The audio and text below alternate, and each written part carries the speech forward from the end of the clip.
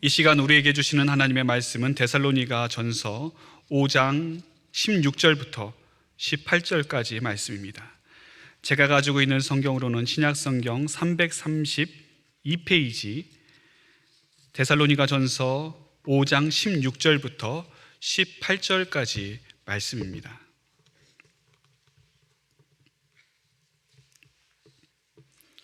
찾으셨으면 우리 한 목소리로 함께 봉독하도록 하겠습니다. 항상 기뻐하라, 쉬지 말고 기도하라, 범사에 감사하라. 이것이 그리스도 예수 안에서 너희를 향하신 하나님의 뜻이니라. 아멘. 아멘. 우리 인간의 신체를 잘 살펴보면 때때로 하나님께서 우리 인간을 만드신 것이 참으로 신비롭고 너무나도 신기하다, 그런 생각들을 많이 하게 됩니다.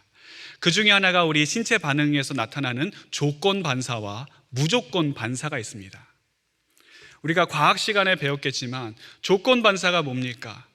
어떤 과거의 경험을 통해서 그 경험이 나의 어떤 행동 패턴에 각인이 된 겁니다. 그래서 그 다음부터는 조건이 가해지게 되면 자동적으로 우리의 신체가 반응하는 것이 조건 반사입니다. 예를 들어서 과거에 내가 아주 신 레몬을 먹었다라고 한다면 그 다음부터는 이 신 레몬을 보거나 신 레몬에 대한 이야기만 들어도 우리 입에는 침이 고이게 됩니다. 이러한 조건 반사는 우리의 삶을 다양하게 만들고, 그리고 어떤 비슷한 조건과 환경들이 조성되었을 때에 우리가 효율적으로 반응할 수 있게끔 하는 역할을 이 조건 반사가 감당을 합니다. 반면에 무조건 반사는 어떤 과거의 경험이라든지 그런 조건과 관계없이 원래부터 우리 신체에 내재되어 있는 그런 무조건적으로 일어나게 되는 반사 행동입니다. 예를 들어서 우리의 무릎을 치면 다리가 올라가는 것. 여러분, 만일 우리가 이러한 무조건 반사가 없다라고 생각을 해보십시오. 그러면 어떻게 되겠습니까? 위험에 대처하는 우리의 그런 반응이 늦을 수밖에 없습니다.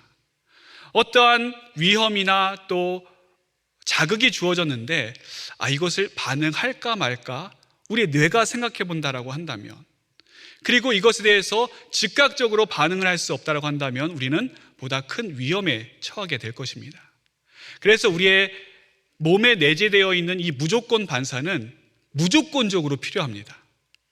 이 무조건 반사를 통해서 우리는 우리의 신체를 지킬 수가 있고, 또 위험과 여러 가지 어려움으로부터 아주 잘 반응할 수가 있게 되는 겁니다. 근데 이 무조건 반사가 우리에게 있어서 아주 중요한 부분인데, 무조건 반사라고 해서 무조건적으로 다 일어나는 것은 아닙니다. 이 무조건적 반사가 일어나기 위한 중요한 조건이 있습니다. 그게 무엇인가? 무조건 반사를 할 수 있는 신경망이 연결되어 있어야 된다고 하는 겁니다. 만일 이 신경망이 끊어져 있으면 무조건 반사가 우리 신체 내에서 일어나지가 않습니다. 우리 신앙도 마찬가지입니다. 우리의 믿음이 제대로 작동하기 위해서는 우리 믿음의 주요, 우리를 온전케 하시는 예수 그리스도께 연결되어 있어야 됩니다. 그 연결이 끊어지는 순간 우리의 믿음은 헛것이 되고 우리의 신앙은 없어지게 되는 겁니다. 아무런 의미가 없습니다. 예수님께서는 요한복음 15장에 포도나무와 가지의 비유를 말씀하시면서 우리와 하나님과 어떤 영적인 연결이 되어 있는가를 말씀해 주셨습니다. 예수님께서 이렇게 말씀하십니다. 나는 포도나무요 너희는 가지니 그가 내 안에, 내가 그 안에 거하면 사람이 많은 열매를 맺나니 나를 떠나서는 너희가 아무것도 할 수 없습니다. 여기서 예수님께서 뭐라고 말씀하셨습니까? 나를 떠나서는 너희가 아무것도 할 수 없다, 많은 것을 할 수 없다, 이렇게 말씀하지 않으셨습니다. 예전에는 이렇게나 많이 했었는데 나를 떠나면 너희가 조금밖에 할 수 없다, 이런 뜻도 아닙니다. 말 그대로 아무것도입니다. 제가 어린 시절에 저희 동네에 이제 저수지가 있었는데 그 저수지에서 어른들이 낚시하는 모습을 종종 볼 때가 있었습니다. 그러면 이제 낚싯대를 쫙 들이고 있으면 그 물속 안에서는 아주 힘있고 펄떡펄떡 뛰던 그 물고기들이 낚시에 걸려서 물 밖으로 나오게 되는 순간 어떻게 됩니까? 잠시 살기 위해서 몸부림은 치지만 얼마 가지 못합니다. 물 안에서는 여기저기 왔다 갔다 하면서 마음껏 활동했던 그 물고기들이 물 밖에서는 많은 것을 할 수 없을 뿐만이 아니라 결국 죽게 됩니다. 아무것도 할 수가 없는 겁니다. 예수님을 떠난 우리의 믿음도 마찬가지입니다. 예수님께 연결되어 있지 않으면 우리의 믿음은 죽은 믿음으로 전락할 수밖에 없습니다. 또한 예수님을 떠난 신앙은 어떻게 됩니까? 종교 행위로 남을 수밖에 없습니다. 그리고 디모데 후서에서 말씀하듯이 경건의 모양은 그럴듯하게 있지만 경건의 능력은 하나도 없는 허울뿐인 신앙인으로 살아갈 수밖에 없는 겁니다. 그래서 우리 주님께서는 우리가 주 안에 연결되어 있어야 함을 분명하게 말씀해 주셨습니다. 그러면 우리가 예수 그리스도 안에 있을 때, 그분과 함께 연결되어 있을 때 그분으로부터 우리가 받는 게 무엇입니까? 공급받는 것이 있습니다. 그것은 그분의 사랑입니다. 주님께서 우리를 위해 피 흘려 돌아가신 그 십자가의 사랑, 그 사랑을 우리가 공급받는 겁니다. 그래서 이 요한복음 15장 뒷부분에 예수님께서 그런 말씀을 하십니다. 아버지께서 나를 사랑하신 것 같이 나도 너희를 사랑하였으니 나의 사랑 안에 거하라. 사람이 친구를 위하여 자기 목숨을 잃으면 이보다 더 큰 사랑이 없느니라. 사랑에 대해서 예수님께서 말씀해 주셨습니다. 우리가 예수님과 연결되어 있을 때에 우리는 그 예수님으로부터 사랑을 공급받고 생명을 공급받고 그리고 은혜를 공급받습니다. 그러한 사랑의 관계, 생명의 관계, 그리고 은총적 관계가 우리와 하나님과의 관계임을 성경은 말씀해주고 있습니다. 오늘 본문 마지막에 보시면 이것이 너희를 향한 하나님의 뜻이니라 이렇게 말씀해주고 있습니다. 이것이 너희를 향한 하나님의 뜻이니라. 자녀가 부모의 뜻을 알기 원하듯이 하나님의 자녀된 우리는 하나님 아버지의 뜻이 무엇인지를 너무나도 알기를 원하지 않습니까? 성경에서 여기에서처럼 이것이 하나님의 뜻이다 명확하게 말씀하고 있는 것이 그리 많지 않습니다. 그런데 여기서는 확실하게 말씀하죠. 이것이 하나님의 뜻이니라. 여러분, 하나님의 뜻이 무엇을 말씀하는 겁니까? 하나님의 의지를 말하는 것이고 하나님의 마음을 이야기하는 겁니다. 부모가 자녀에게 바라는 마음 다른 것 없습니다. 부모에게 무한한 사랑을 받은 이 자녀가 그 사랑받은 자대로 행복한 삶을 사는 것, 그 외에 무엇이 있겠습니까? 그 모습 하나 보는 것이 부모의 행복이고 부모의 만족입니다. 우리 하나님 아버지께서도 마찬가지입니다. 우리가 하나님의 자녀로서 그 자녀로서의 사랑받은 자로 이 땅 가운데 살아가기를 원하시는 그 하나님의 마음, 우리가 하나님의 사랑을 받은 자로서 이 땅에서 어떤 모습으로 살아갈 것인가, 그것을 오늘 본문에서는 세 가지로 말씀하고 있습니다. 항상 기뻐하라, 쉬지 말고 기도하라, 범사에 감사하라. 여러분, 많은 분들이 이 말씀을 하나님의 무조건적인 명령이다 그렇게 알고 있지만 사실 이 말씀은 명령이기에 앞서서 이렇게 살기를 원하는 우리 하나님 아버지의 마음이 여기에 담겨져 있습니다. 그렇기 때문에 너희가 무조건 어떤 상황에 있더라도 항상 기뻐하라, 이것이 아니라 너희 삶 속에 늘 기쁨이 충만한 삶을 살았으면 좋겠다, 이런 하나님의 마음이 담겨 있는 것이고, 너희가 쉬지도 말고 무조건 24시간 깨어서 기도하라, 이 말씀을 하시는 것이 아니라 어떤 상황에서든지 나와 영적인 연결이 끊어지지 않고 쉼 없이 교제했으면 좋겠다, 그 마음이 우리 하나님 앞에 있는 그 마음입니다. 또한 범사에 감사하라도 마찬가지입니다. 너희가 무조건적으로 감사해라, 그런 뜻이 아니라 너희가 늘 감사하는 마음이 너희 마음에 충만했으면 좋겠다, 풍성한 감사의 삶을 살았으면 좋겠다라고 하는 마음이 이 본문에 담겨져 있는 우리 하나님 아버지의 마음인 것입니다. 그러면 우리가 이렇게 할 수 있는 열쇠가 어디에 있습니까? 그 열쇠는 복음 안에 있습니다.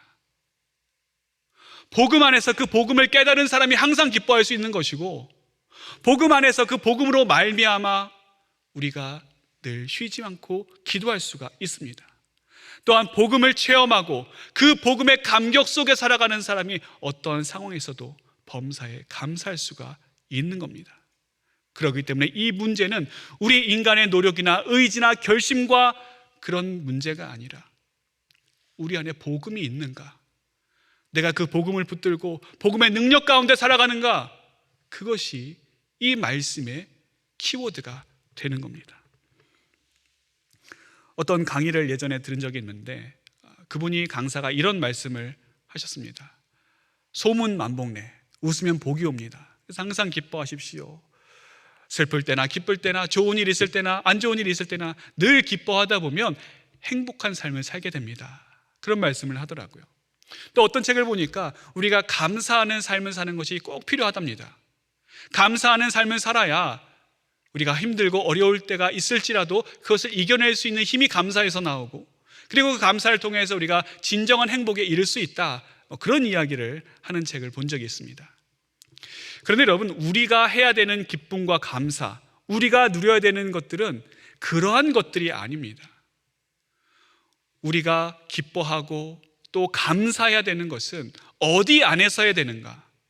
바로 복음 안에서, 예수 그리스도의 복음 안에서. 거기를 떠나면 우리의 기쁨과 우리의 감사는 아무런 의미가 없습니다. 그리고 그 일이 온전히 이루어지지도 않습니다. 우리가 예수 그리스도 안에 있을 때에만 우리는 그분의 힘에 힘입어서, 그분의 능력에 힘입어서, 그분의 이끌림에 힘입어서 항상 기뻐하고 쉬지 말고 기도할 수 있고 또 범사에 감사할 수가 있습니다. 세상 사람들도 어느 정도는 마음만 먹으면 이 일들을 감당할 수 있습니다. 그런데 어느 정도까지입니다. 항상 기뻐해야겠다, 내가 계획을 세우고 오늘부터 말씀을 들었으니까 기뻐하는 삶을 살아야지, 마음 굳게 먹지만 문제가 있습니다. 뭐가 문제입니까? 기뻐하라, 그 앞에 있는 단어가 문제입니다. 항상. 우리가 기도할 수 있습니다. 내가 앞으로 이제 어떻게 기도해야겠고, 체계적으로 구체적으로 계획을 세우고 또 시간을 정해서 우리가 기도할 수 있습니다. 그런데 문제가 뭐예요? 쉬지 말고가 우리의 걸림돌이 되는 겁니다. 감사하는 건 너무 좋기 때문에 감사하면 이것도 좋고 저것도 좋고 모든 일이 다 잘 되고 우리의 마음이 평안해지고 심지어는 건강에도 좋다, 그래서 우리가 감사해야겠다 마음은 먹지만 우리가 넘어지고 실패하는 부분이 어디입니까? 범사예요. 범사에 감사하는 거, 그게 쉽지 않습니다. 이 항상 기뻐하라, 쉬지 말고 기도하라, 범사에 감사하라, 이 말씀은 그렇기 때문에 우리 인간의 노력이나 애씀으로 되지 않습니다.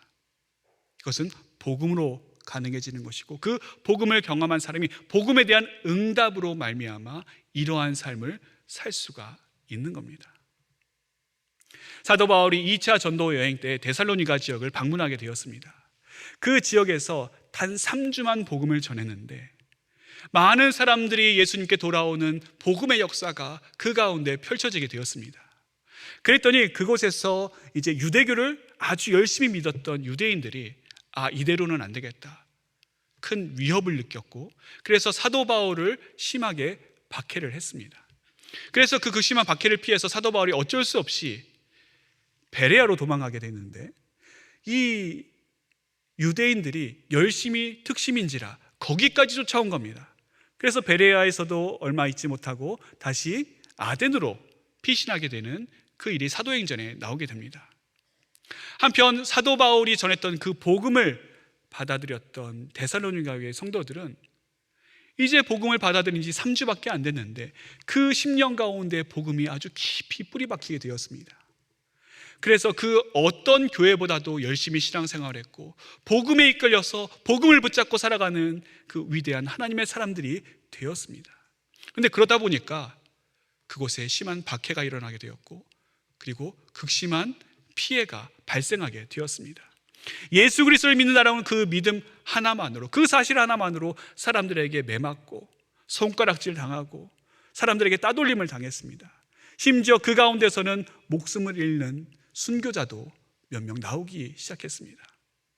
그런 상황 속에서 이 데살로니가 교회 성도들이 어떻게 해야 됩니까?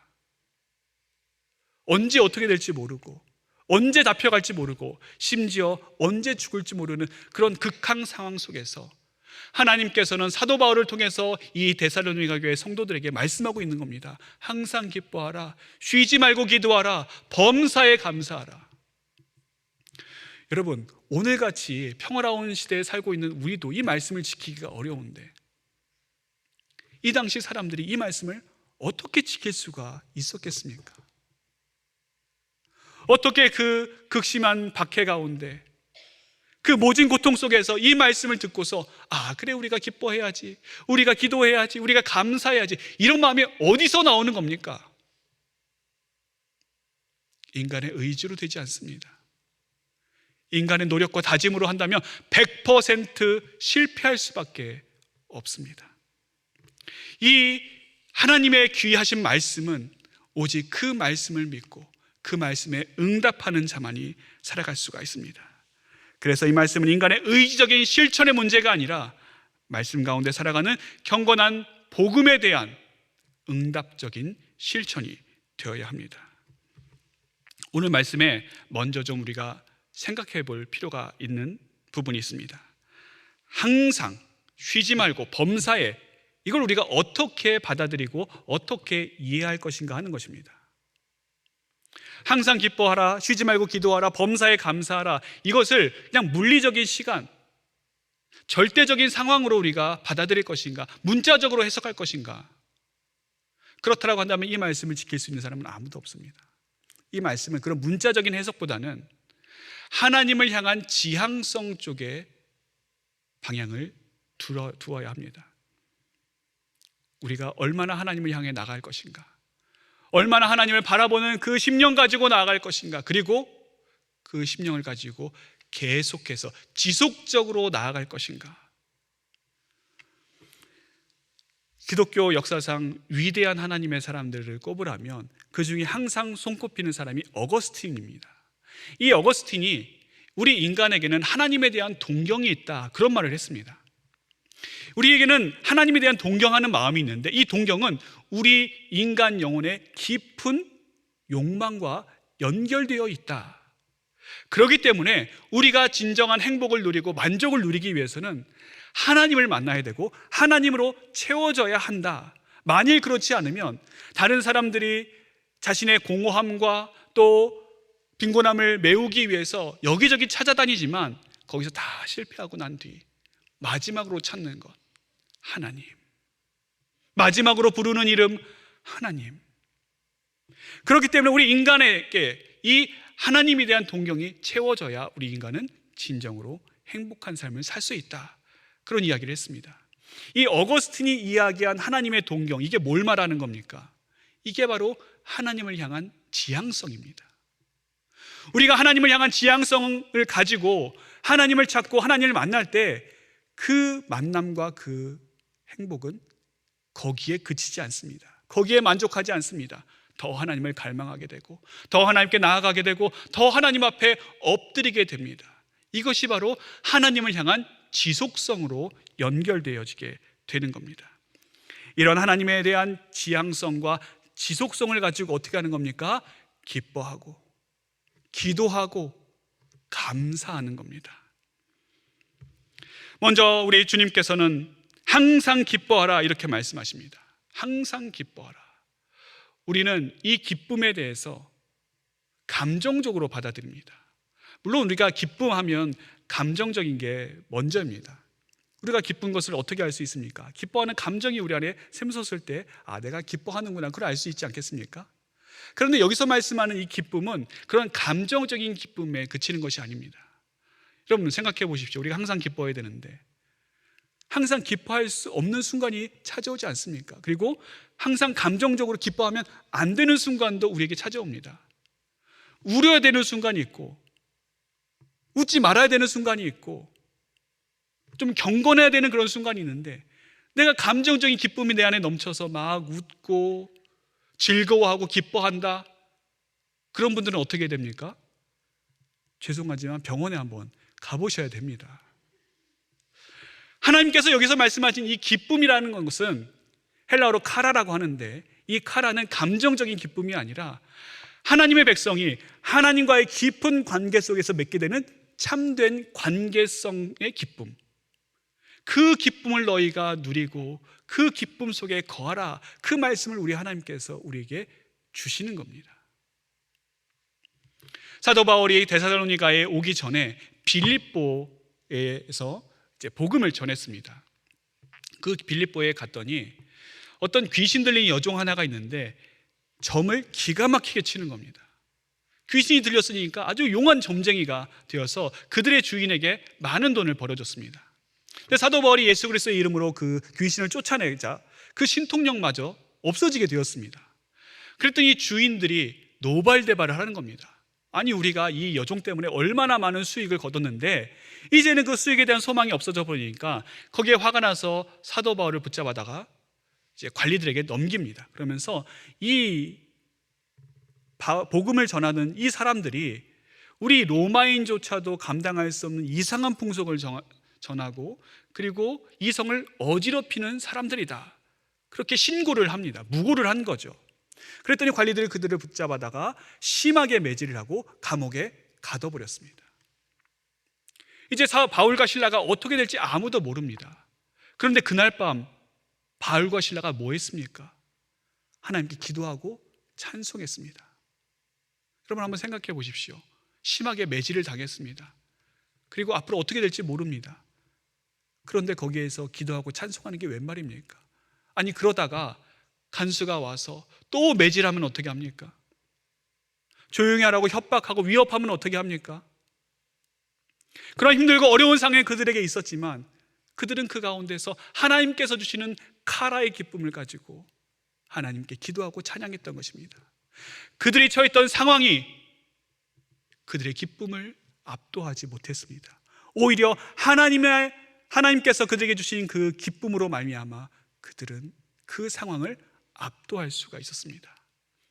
그 기쁨이 그들 안에 있을 때 그들이 처한 상황에 좌절하거나 실망하고 낙심하고 있는 것이 아니라 하나님을 향해 하나님을 사모하는 마음으로 기도하고 찬송했던 것입니다. 두 번째, 하나님께서는 우리에게 쉬지 말고 기도하라, 이렇게 말씀하고 계십니다. 여기 이제 쉬지 말고라고 하는 것은 앞에 항상 그리고 뒤에 나오는 범사에라고 나오는 헬라어 단어와는 좀 다른 단어가 쓰였습니다. 여기 쉬지 말고라고 하는 단어는 아디알레이토스라고 하는데, 이 아디알레이토스가 무엇을 의미하냐면 저 밑바닥 시변에 이르기까지 멈추지 않는 그런 의미를 가지고 있습니다. 그렇기 때문에 우리가 쉬지 말고 기도하라라고 하는 이 말씀을 어떻게 받아들여야 되는가? 너희가 계획을 세워서 하루에 몇 시간씩 쉬지도 않고 무조건 기도해라, 이런 의미가 아니라 너희가 살면서 힘들고 어려울 때가 있을 터인데, 심지어 숨 쉬지 못할 만큼 저 심연 끝까지 내려갈 때가 있을 터인데 그곳에서도 나에게 기도하라. 그곳에서도 나를 찾고 나에게 부르짖으라. 그곳에 있음에도 불구하고 기도를 통해 나와 교제하자라고 하는 말씀이 이 말씀에 담겨져 있는 의미입니다. 오래전 섬기던 교회에서 사랑하는 두 자녀를 한꺼번에 잃은 부모님이 계셨습니다. 근데 그 부모님들이 정말 애지중지 키운 자녀들인데 그렇게 한꺼번에 다 잃고 나니까 삶에 의욕이 없어진 겁니다. 그리고 이제 매년 그 자녀들이 세상을 떠난 그 날이 다가오면 이유도 모르게 괜히 몸이 아프게 되고, 그리고 심한 우울감에 빠져들어가서 정말 어쩔 수가 없는 그런 상황에 놓여있는 그런 분들을 보게 되었습니다. 시간이 지나면 좀 괜찮아지겠거니 했는데 오히려 시간이 지나면 지날수록 더 아들들의 그 자녀들의 모습만 뚜렷하게 생각이 나고, 어떨 때는 이게 숨 쉴 수 없는 그런 답답한 마음이 그들에게 찾아온다, 그런 고백을 하셨습니다. 그런데 여러분, 그분들이 그나마 숨 쉴 수 있는 숨구멍이 뭔지 아십니까? 하나님께 기도하는 거였습니다. 하나님 앞에 엎드려서 울부짖고 자신의 슬픔과 아픔을 털어놓고 하나님께 한참 울고 나면 그나마 좀 숨 쉴 수 있는 숨구멍이 터진답니다. 사랑하는 성도 여러분, 우리도 살면서 이런 아픔과 좌절과 또 낙심 가운데 처할 때가 있습니다. 너무나도 내가 처한 상황이 힘들어서 숨쉬기조차 어려운 그 상황 속에서 우리의 숨을 유지시켜주는 것은 바로 기도입니다. 하나님께 기도할 때 우리는 호흡할 수 있고, 하나님께 기도할 때 우리는 그 생명을 유지할 수 있습니다. 물론 하나님께서 놀랍게 정말 극적으로 역사해 주시면 참 좋겠지만, 그러지 않을 때가 얼마나 많이 있습니까? 그때에 우리가 하나님께 올려드리는 기도는 저 심연 밑바닥에서부터 우리를 살게 해주는 그 능력의 호흡줄이 되는 겁니다.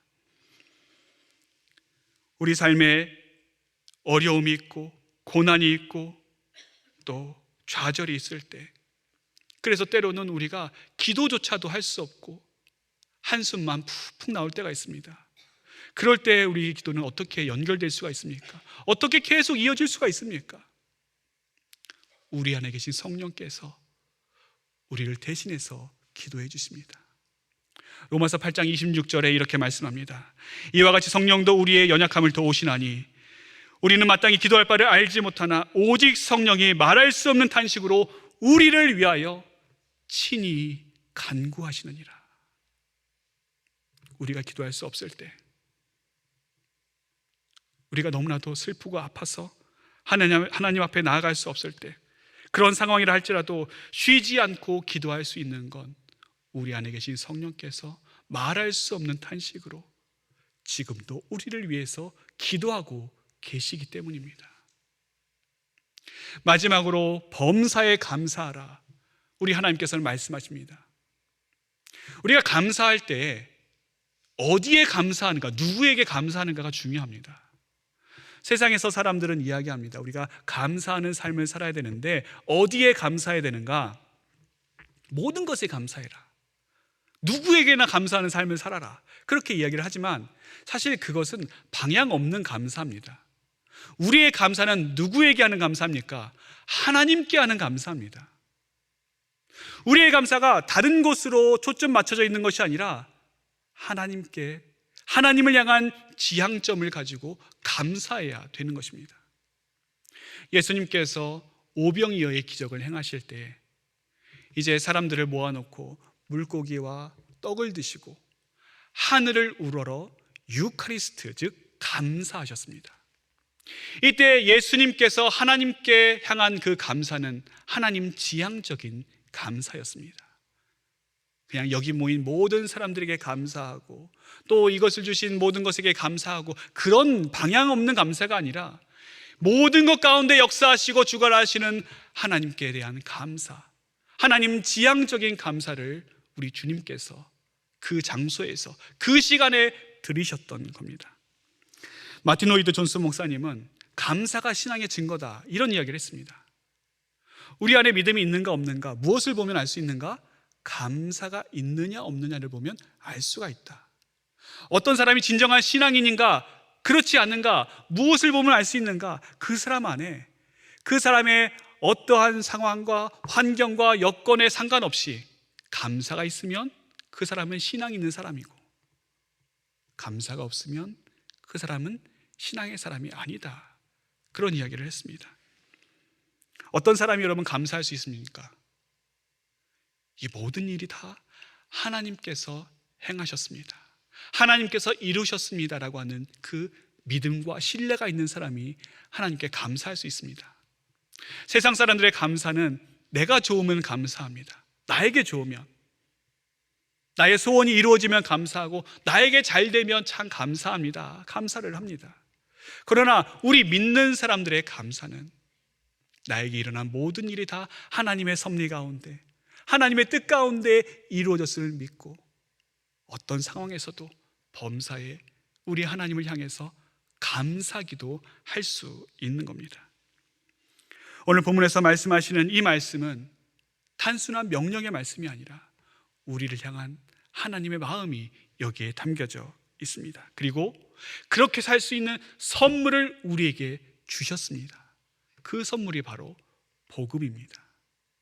그렇기 때문에 우리는 그 복음 안에서 복음의 능력으로 말미암아 항상 기뻐할 수 있는 것이고, 그 복음 안에 있는 사람이 복음의 권능으로 말미암아 쉬지 않고 하나님 앞에 나아가 기도할 수 있는 것이며, 그 복음에 사로잡힌 사람이 복음에 대한 응답적인 삶으로 하나님께 범사에 감사할 수가 있는 것입니다.